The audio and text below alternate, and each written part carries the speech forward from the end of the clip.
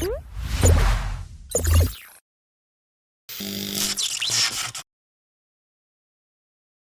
everyone, I welcome you all to the podcast series. This is Chavi, and I'm the podcaster of the day. And in our today's podcast of Azure Developer Community, we have a very special guest with us. We have Shajesh with us. He is the CEO and founder of Younion. You all have heard of Younion once in your life. I'm pretty much sure about it because like everyone knows about this company, and it is doing amazing in market. So I welcome you, sir. And how are you doing? I'm good. I'm good, Chavi. Thank you for having me here.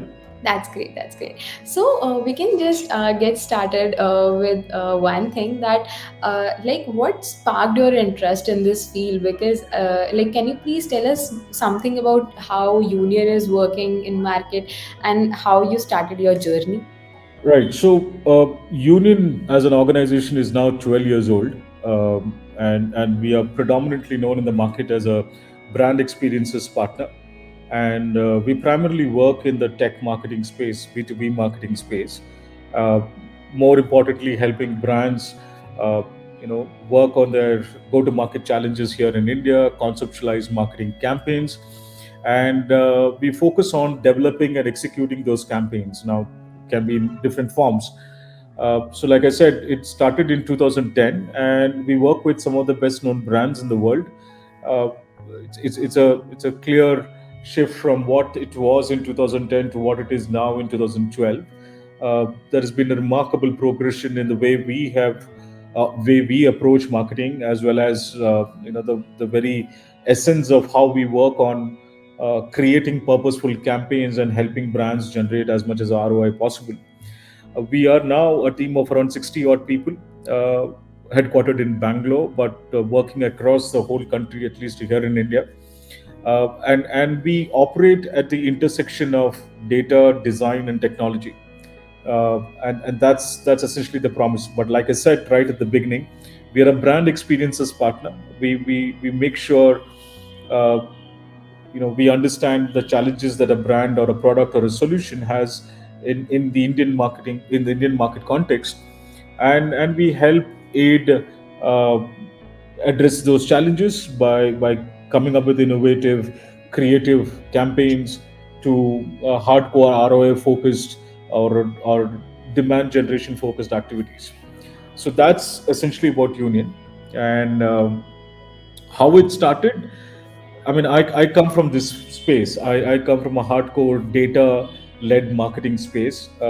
Prior to joining, I mean, starting Union, 15 odd years, I was working with an organization that was using data very intelligently for key marketing campaigns in the country.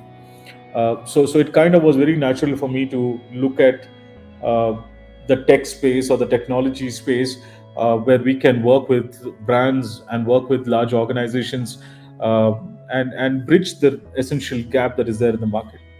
Uh, so, but if I have to really retrace as to the origin of the organization, it started with I'm fundamentally, at heart, I'm a sales guy. I started my career in sales. And while I was in sales, going around the field and meeting customers, meeting prospects, and using those selling techniques and managing conflicts, using your convincing skills. More importantly, being very confident and being absolutely convinced of the products that you're selling. These kind of really came in handy when I was trying to really chart out my career map. And from sales, then I moved into marketing support services. What I mean by marketing support services is I inadvertently joined an organization that was helping a lot of brands create, design, and develop tools that will actually trigger sales and revenues. So, from somebody who was there at the front end trying to sell something, that it was about playing the support role by creating something that will actually help sales to happen. And that is what I did in my previous organization in Bangalore. That got me thinking. Increasingly, every agency, every organization that was working with all these brands, or for the matter, the brands by themselves, marketing was essentially reduced to a very tactical function. It was very clearly just very operational. that whole element, I mean, it is as basic and as simple as somewhere along the course, we are all taught that there are 4 P's of marketing: product, price, promotion, and place. But conveniently, the most important P of marketing, which is people, was not really given the kind of weightage. What I mean by that is, you can have the right positioning strategy, you can have the right promotional activities in place, you will operate in the right marketplace, your pricing strategy will be right. But if you don't have the people whom you're intending to reach out to, people whom you want to connect up with, if you don't have them at the front and center of it all, those 4 P's kind of really become just moving parts. And this is how Union's purpose was born. In every possible capacity, we will do everything possible at our end to go back to brands and help them understand the very people whom they're trying to take out a particular marketing campaign to. Could be their customers, could be their partners, could be prospects, could be their own employees, could be community members. If you're able to understand the audience, if you're able to gather insights from that audience, know as to what they expect, what they demand, what they need from brands like yours, reflect them back to the brand, and then stitch your marketing campaigns in the best manner possible. So that's how Union started, and which is why the name Union, which is the power of you that can unite and create that magic. Got it. I really love the whole thought process and also the ideation behind this union, and also the way you explained the name. That was truly remarkable. So, moving with that, we all know that as you talk about the 4 P's of marketing, we know that marketing exists in like various forms, right? So in that case, like right now everyone is talking about experiential marketing. Everyone is working on like some like on various website we can see they are saying that you can like try your outfits, you can try this product, and if you are not feeling good then you can just return it. So how this experiential marketing is currently working, and is it good? And you can just share your views on it. Absolutely. As in, it is good. I mean, that's possibly the only thing that is really making things work today, especially in today's day and age. But before we get into experiential marketing per se, let me just draw a little background to this whole thing. Now, if you look at marketing as a function, and if you try to take a very objective view of the life cycle, or the journey that a customer goes through, or a marketeer has to go through, or a brand has to go through, or for that matter a product or a solution or a service, when you start off, your audience or your space that you are trying to address, they are completely unaware of what you're offering, right? From they being unaware, you're doing everything possible to make sure that you are made aware, as in your product is aware, there is heightened levels of awareness. So from unaware you go to aware. From once you start ensuring there is awareness for your product or your brand or your solution, then you start figuring out as to how do you then generate interest, right? From generating interest, once you start generating interest towards your portfolio, then you start looking at enhancing the demand. And from then enhancing demand, then you drive acceptance. And after you drive acceptance, you try to get into the consideration set. Once you get into the consideration set is when the purchase really happens. And once a customer is signed up and he buys your product or your solution, then it is about ensuring there is loyalty towards that particular. And that essentially is your life cycle, from being unaware to being aware, to gathering intent, to generating interest, to enhancing demand, to driving acceptance, then to get into the consideration set, then ensuring purchase, and finally loyalty. Now, this essentially is your entire life cycle that you would objectively start viewing at a very macro level as a marketer. That's the first part. Now, experiential marketing, uh, in very simple, lucid terms, it's nothing but creating memorable and innovative customer experiences that will actually help in deep relations, emotional connections with the brands. That is at the net of everything else. That is what experiential marketing is. How can you create, or how will you ensure that there is some kind of deep relationship that your audience or your universe has with the brand, and creating those magic moments, creating those memorable experiences is essentially what becomes a part of the larger thing called experiential marketing. Now, how is at a very, very cerebral level, you can put it as experiential marketing is nothing, it is very demonstrative, it is very sensorial. It's actually helping brands interact and engage with their audience. That's what experiential marketing is all about. But here is something that I love telling my team members, and I believe in this. When you're working on an experiential marketing plan as a marketer, or as someone who is helping a brand to get onto the plank of an experiential marketing campaign, I think you always start with the last. Draw the whole thing backwards. What I mean by that is, while you're drafting your plan or while you're working on your experiential marketing campaign plan, you need to ask as to what do you want your customers to feel at the end of the campaign. Say, for example, you're doing an event. What do you want these people to feel when they're leaving the hall and going?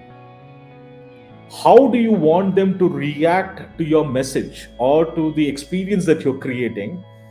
More at a very, like I said, at a very sensorial level. If you're able to answer those questions, they become the first set of answers towards drawing up an experiential marketing plan. And it's funny, but that's how it is. Imagine if you have 200 people inside a hall and you are trying to give them some messages and you're creating an event experience around them. They are able to test your product or touch your product, feel your solution, hear you out, understand it. But what really happens at 6 o'clock or 7 o'clock in the evening when you open the doors and they go out? What are they taking back? What are they feeling about you? If you're able to get those answers decoded, then I think half the battle is won, right? So what I'm trying to say is, when it comes to experiential marketing, this is a perfect combination of science and art. And here emotion plays a very, very critical role. What I mean by that is, uh, more often than not, emotions when it comes to marketing is never at the center stage. But I think that's where we are all failing. If you're able to bring emotion right up to the center, your messaging, your communication, your acts or your actions or your flow or your structure, everything falls in place. Because uh, at the end of the day, we're all human beings. You may be talking to your customers, or you may be talking to your own employees, or you may be talking to your prospects, but we're all human beings at the end of the day, right? We all have this need uh, to share. We all have this need to feel, to sense that compassion, to feel empathetic. We want to help people, we want to network, and those are the basic human traits. You may try to do a digital marketing campaign or an experiential marketing campaign so as to get a customer to sign up, but that customer is also someone who is possibly, what, 45, 50 years old. He has a family, he likes to have a nice social time, he is someone who loves watching certain things on OTT channels, he is someone who takes the weekends off and drives off.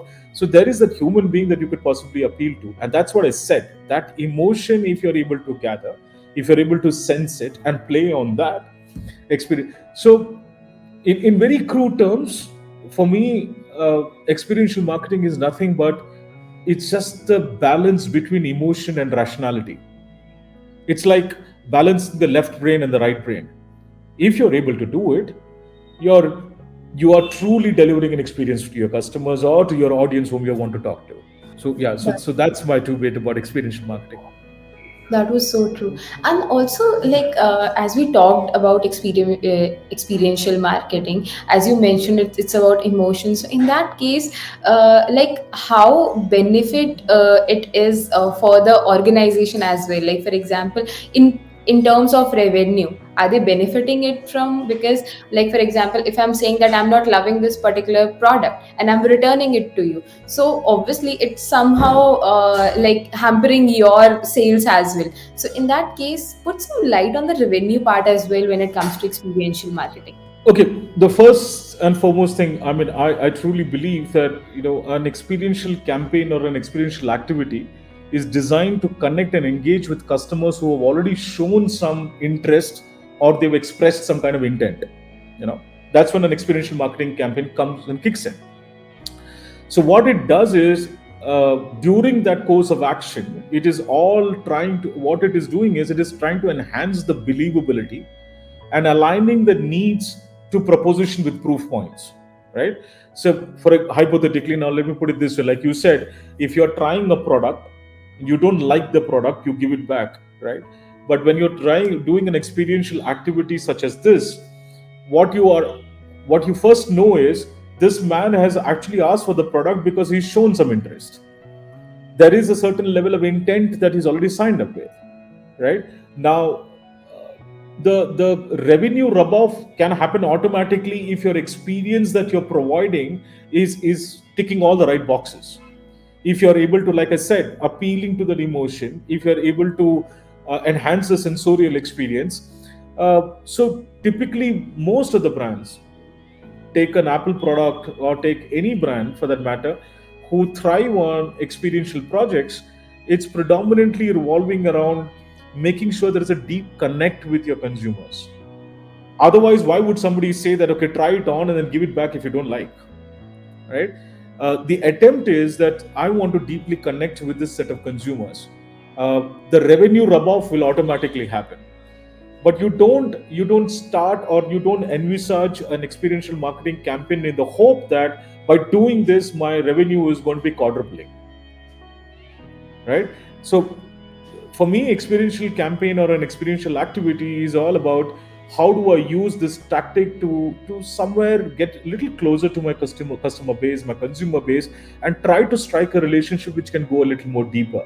Once that happens and my tactics are right and in the perfect order, revenues will automatically happen, right? So it's like that. So it's at the end of everything, experiential activity is more about striking and deepening your relationships with your audience. That's actually great to hear that. And also, like right now, whenever a person wants to get start with his or her journey of marketing, they first of all start with digital marketing, right? So in that case, like how experiential marketing and digital marketing differ, and also put some light on the tech aspect as well. Like how is it working in the tech domain, if we'll be specific about it. Yeah, so there are two parts to this question. The first part, which is about how does somebody differentiate between digital and experiential, and then how does it really work with tech-centric brands? Like, um, I think you guys are working on the Azure communities and the developer community per se. How does it work there, right? Um, if this question was posed to me around say a decade and a half back, I would have probably had a different answer. But now, if you ask me, in today's day and age, you cannot see digital marketing and experiential marketing in silos. They are not two separate entities. In a way, they have to be integrated. Now, this also goes back to the previous question. Now, the best part is when you start looking at an integrated approach, which is digital and experiential marketing playing together, the impact on ROI for the brand is significantly higher, right? So they are inseparable today. You know, experiential marketing is actually a hint of a sensory experience in the world of digitalization. We are all consuming the digital world. We are operating in this digital space. So there is a small little intervention that happens, which is a sensorial experience, which is experiential marketing. What I'm trying to say is you cannot in today's day and age see both of them as two different entities. It actually thrives on each other, or they feed off of each other. Let me put it this way. When you do a digital marketing activity, uh, what in essence you're doing is you're gathering insights from the data that you pull, right? You get tons and tons of data. There are a lot of insights but once you get those insights, imagine if those insights and those data points come in handy for you to design an experiential marketing activity on the ground, right? On the other hand, whatever is happening on the ground, or if it's an action based activity that is taking place, digital can actually provide the air cover, right? So that air cover can be for driving the action. For example, if I'm going to be doing a promotional campaign, or I'm doing an activational activity, or I'm running an exhibition booth, right? And I have a products at display and I want people to come and try it out. Now, unless and until I don't have a digital intervention, which is, say, for example, loosely put, email marketing. So I do my digital techniques, or I do my SEO, my search optimization, and then I identify the target universe and I start pushing them to go out and try that particular product at the exhibition space. Now, that is what I mean by it is actually feeding of each other. So, in a way, it is a beautiful thing. So, today there is no digital marketing or experiential marketing which is seen separately. You could possibly say there is digital experiential marketing that is taking place, or there is experiential digital marketing that is taking place, right? So at the end of the day, digital is basically capitalizing a platform with some tools, with some triggers that will help you spread awareness, that will get you into the consideration set or create a thought leadership image. And experiential marketing is more action oriented, it's more sensorial, it's more emotionally charged, and things like that.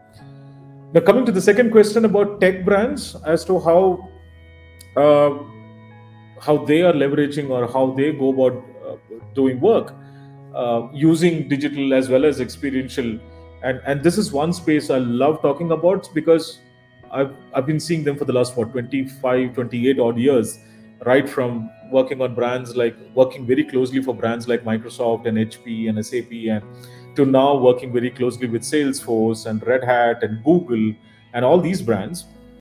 uh, One very very basic simple fundamental principle always remains when we go to the drawing board, uh, and there is something called the focal convergence that really happens. uh, Now, try to visualize this. There are three aspects in a triangle. The first dot on top of the triangle is a brand that is defining its goals, its expectations, and its objectives while doing a marketing, while embarking on a marketing campaign. Right?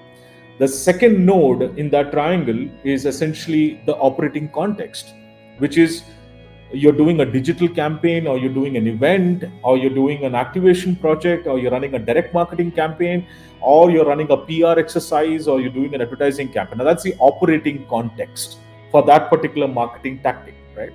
So, the first one, like I said, the brand defining its objectives, its goals, its expectations. Second pod, which is the operating context. Third, and the most important pod, is your audience persona. Whom are you talking to? You're talking to decision makers, you're talking to influencers, you're talking to propagators, you're talking to your partners. Whom are you talking to? Now, once these three pods are clear, and if you're able to align all the three, the focal converged point that you get, that becomes the trigger for doing anything, being the digital marketing campaign or be it an experiential activity. And I think tech brands do this beautifully well. And I'm not saying that it doesn't happen in the consumer space. Of course, it happens. It's a lot more deeper. There's a lot more research that goes into understanding consumer patterns, behavior, and trends, and all that. But at a very very fundamental level, I think this is what really works. If a brand is able to define their objectives, they very clearly know what is their operating context, and they know the audience whom they're trying to talk to. If they're able to marry all of them, align it, the focal converged point that you get from there triggers any activity. It could be, like I said, it could be an event, or it could be. So from there, you start working on your conceptual approach, you work on your communication and your messaging, you design your experience, you design your creative, you design the tactics. So that is essentially what I believe is really happening in the tech marketing space, and tech brands are really doing that quite well. uh, and I think to a very large extent this becomes a lot more controllable in the tech space because it's purely B2B, right? When it is B2C, I mean, you're talking about billions that you want to reach out to. But when you're talking about a hardcore tech marketing campaign, you're at any given point of time trying to touch 10,000, 20,000, or say 1,000, 500 people. In that sense, if you're able to work on this converged metrics that I mentioned, it works beautifully. And we have seen that happening with almost all the brands that we work with. That's that's actually great. And also, with the conclusion, there's one out of the box that I there's one out of the box question that I would be very happy to ask with you. That like with all these target based advertisement coming in, how secure is the user's data is? So like whenever we are going with the marketing, there's always this one thing that we like consumers are worried about, what is about our data. Okay, what's happening with that data? So how secure is the user's data, and also, and up to what extent the data is being used by the advertisers and the marketing agencies? Like if you want to market for brand, like as you said that you work closely with Microsoft and all, so in that case, how like how the data has been secured and how you use data? Uh, Now that's a question that can actually have an answer that can go on for days together. But just to simply put it, it all depends on the level of accountability and respect that you have for your end customers or your consumers. Um, ha- it is a known fact that it is, for example, how cookie based marketing works.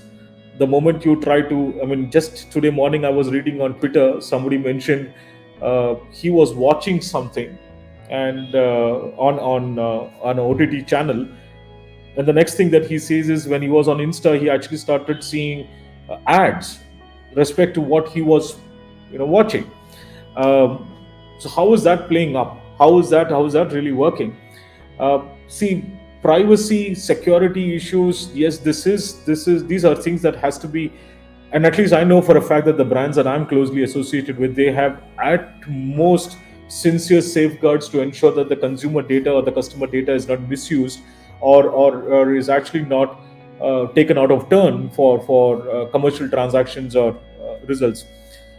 Like I said, it finally boils down to the principle, their accountability, their respectability for their end customer data. Having said that, there are a lot of policies now in place. There are a lot of checks and balances that the government is also instituting. But yes, at least here in this part of the world, we still have a long way to go when it comes to ensuring absolute privacy. Um, but like I said, uh, I work with Microsoft, I work with Google, I work with Salesforce, I work with Red Hat. I know for a fact that I have signed non-disclosure agreements with all of them. Right? Customer data, be it in terms of facts or figures, even behavioral pattern, is not something that's cross-pollinated. I'm guarded very, very, very strongly uh, in terms of usage of data and how it gets actually intelligently used for the campaigns that I run. So, to answer your question straight, we still have a long way to go, but with the kind of security tools available, security infrastructures, and solutions that are available in the market, and with so many players, and also the government taking the step ahead in terms of ensuring that consumer data is as sacred as it should be. I think we will get there, but for now, we are still in that phase where we don't know what is getting spilled over and how much is getting diluted and how it is being utilized. Until then, we may have to live with this mayhem, but I'm sure, it's very in very near future we'll possibly have a system, an ecosystem where everything is controlled and data is not unnecessarily getting filtered out and being used by everybody. Thanks, thanks a lot for putting your points, and I'm pretty much sure this question is something that always comes up to every consumer's mind every day. And you like we come across with these posts every day on social, that what is happening with the data. So yeah, thanks a lot for putting your amazing views in it. And again, thanks a lot for joining us today. It was really great having you. This podcast was so insightful and amazing for the viewers as well. And I have shared all his socials in the description. You guys can just check that out, and also you can reach him out, like if you have any sort of doubt, and also if you want something more to know about marketing. So yeah, with that note, thanks a lot for joining in, Shajesh, today. Thank you. It is a pleasure, Chavi. All the very best.